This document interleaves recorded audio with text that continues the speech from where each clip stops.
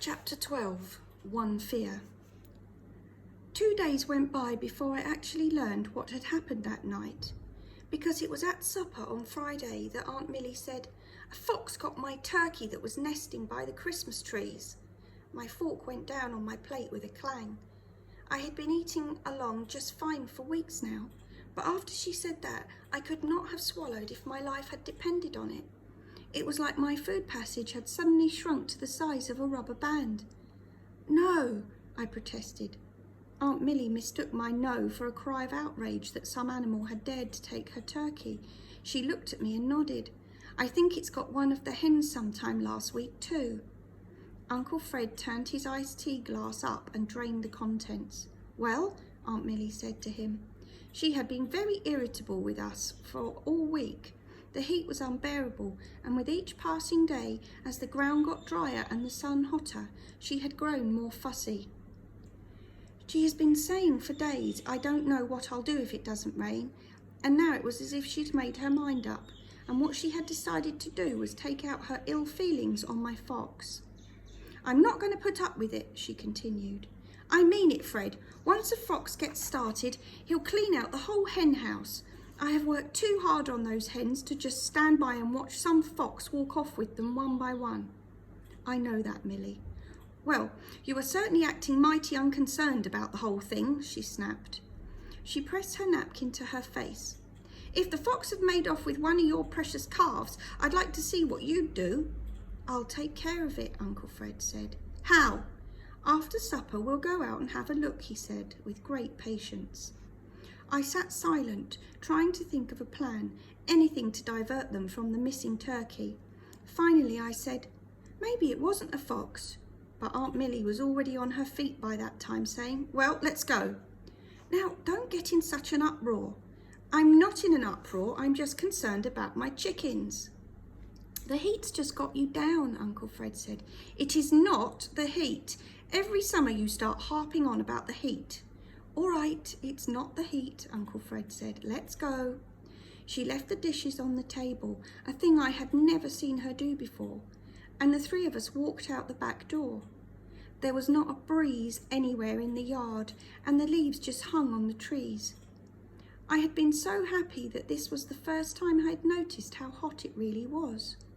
I felt as if my lungs were not going to be able to get enough oxygen out of this thick, hot air to keep me going.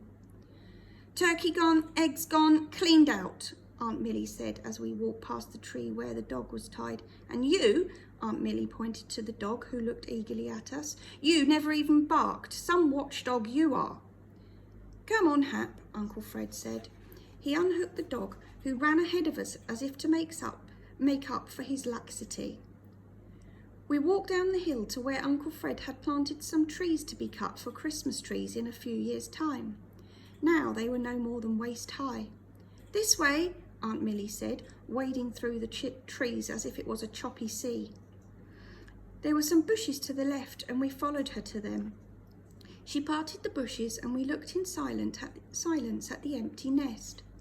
Only a few black feathers remained on the ground, and one inside the nest, making it seem even emptier now. With one hand, Aunt Millie pointed towards the orchard, then slowly to the bushes, and then to the nest, as if tracing the path of the fox. And I, as she pointed, could imagine for myself exactly how it had happened. The black fox had been gliding like a cat through the orchard, a small, dark, noiseless shadow moving between the trees. She had paused in the bushes, probably right where we were standing, looked through the leaves and seen the turkey on its nest. She had remained there a moment, still as a statue, watching the turkey, which slept with its head under its wing.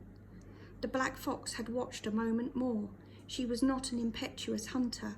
And then, suddenly, without a sound, she had leapt into the nest. There was a silent struggle. Black wings beat the air and then drooped, and the struggle was over. "He took the turkey," Aunt Millie said, "and never even cracked an egg doing it. The ease of the thing seems to make it even worse." The dog was sniffing the ground and running first in one direction, then in the other. "I don't see any eggs, though," I said. "Sure you don't," Aunt Millie said. "Fox took them too." "Would a fox take eggs, Uncle Fred?" He nodded. He'll take eggs and hide them till he wants them. Where would he hide them? Want to go look? Uncle Fred said. Come on. Well, if you two are going on an Easter egg hunt, I'm going back to do the dishes.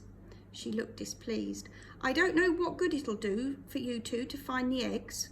She turned and went through the little Christmas trees without looking back. Come on, Uncle Fred said. Without a word, we skirted the Christmas trees and walked through the orchard. One time my mum and dad had me sit down and make a list of all the things I was afraid of, because they thought if I wrote all these fears down on paper, things like being afraid of high places and being afraid of dogs, I would see how foolish my fears were. Well, I wrote them all down, and it took me 2 notebook pages, back and front, and I took it in to show a surprised mum and dad, because even they had not expected 4 whole pages of fears. I think, in all, there was a total of 38 different fears. At the moment, I thought that was all those 38 different fears put together were not as bad as this one fear I had right now, that something terrible was going to happen to the black fox. We crossed a field where the trees had been cut and lay across the grass waiting to be sawed and moved. Then we came to the stream and paused. Still, neither of us spoke. Slowly, Uncle Fred began walking up the stream. He was so interested now that he didn't even seem to notice when his foot slipped into the water and got wet. He paused several times, then continued until we came to a place where there was a sandbar under a high bank.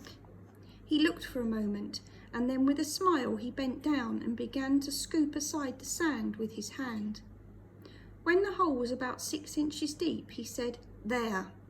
He held up a turkey egg, a large tan egg with brown speckles, and then he stepped aside, and I looked down into the hole and saw 2 more eggs in the sand.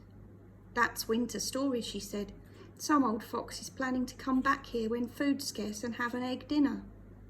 He put the turkey egg in my hand and it was cold and damp. Then he said, "It looks like you and I are going to have to do something about that fox." I had known all along that this is what it would come to. From the moment Aunt Millie had said a fox had gotten her turkey, I had known this would happen. Still, just the way Uncle Fred said it made me feel sick all over. "Uncle Fred?" My mouth took this opportunity to make a 5-syllable word out of his name. I thought he would look at me to see what was wrong, but he didn't. "What?" With the toe of his wet shoe, he pushed the sand back into the hole. "Maybe the fox is 100 miles away by now."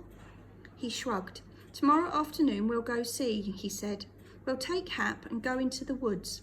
He clapped me on the back with his hand. It was the first time he had ever touched me, and I could see that he was excited about going after the fox. The turkey egg dropped from my hand, cracked on a rock, and the yolk began to stain the water. "Let's go," he said.